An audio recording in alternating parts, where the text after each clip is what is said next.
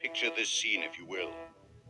A love heart, carved 57 years ago by the then 18-year-old Ramsay Chadwick. It's Eastertide 1994, and that shambling figure is Ramsay, now a pale reflection of the man who was married back in 1939. The wedding went without a hitch. The reception was held at the Miners' Welfare, where Herbert Tunnicliffe and Baden Jackdaw both went through the 3-gallon barrier.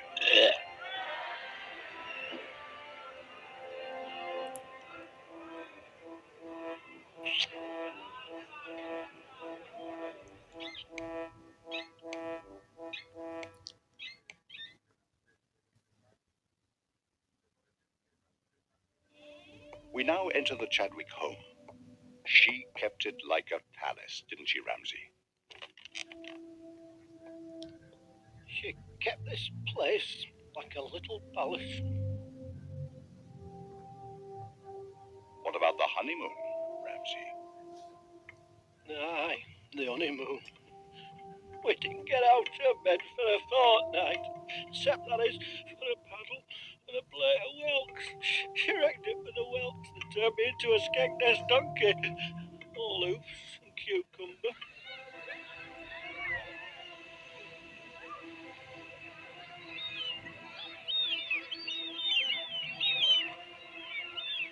Now, viewers, do you see that heart in the Corporation Cosy? Well, that's me, Ramsay Chadwick's talking blood pup. And it's he that tells this story. Just an ordinary story of two people who meet, marry, have a baby, and tick-tock, time takes care of the rest. It was many years before Ramsay and myself, his heart, formally met.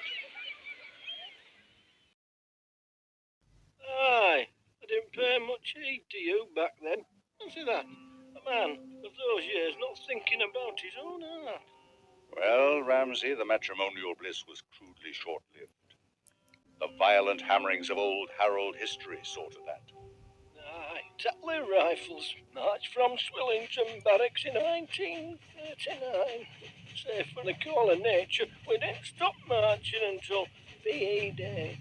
That's me, with a blister up to my navel.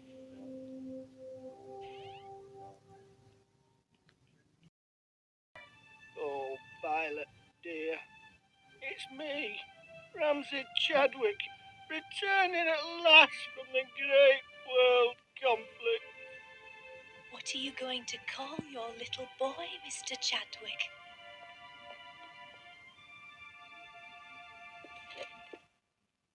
We shall call him Stalingrad, in solidarity with our Soviet comrades who fought so heroically in that second Great War.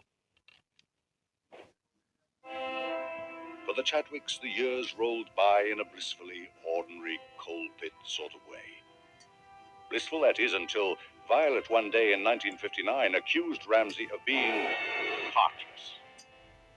Without a cross word in all those years of marriage, she suddenly turned and accused me of being a man without a heart.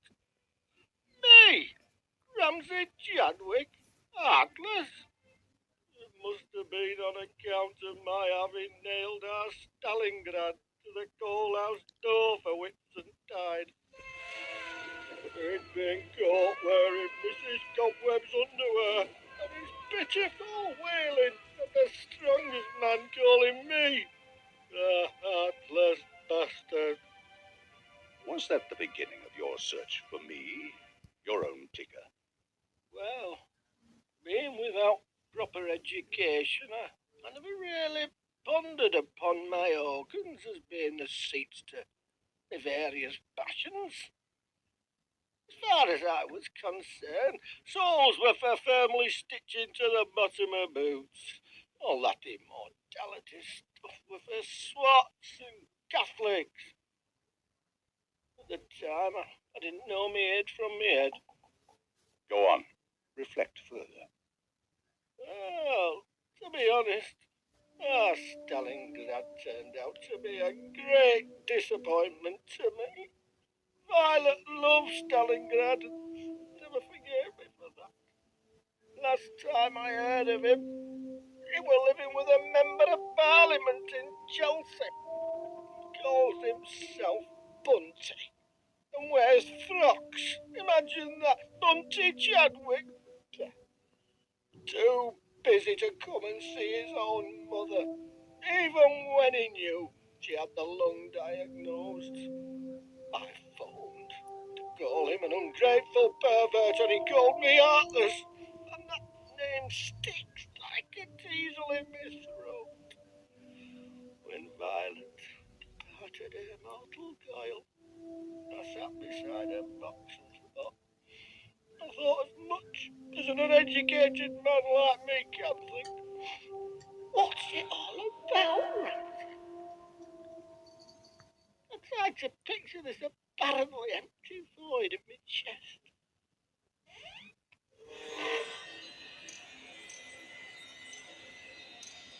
How do you do, Mr. Chadwick? Take a seat. We sat there talking long into that night. It is at such bleak times that we need to search our vitals for the answers to the great questions. In your case, it was buried in an old skipping rhyme you learnt as a child.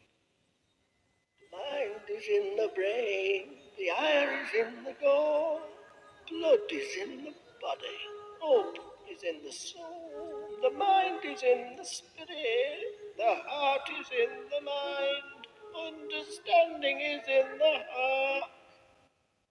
Understanding is in the heart.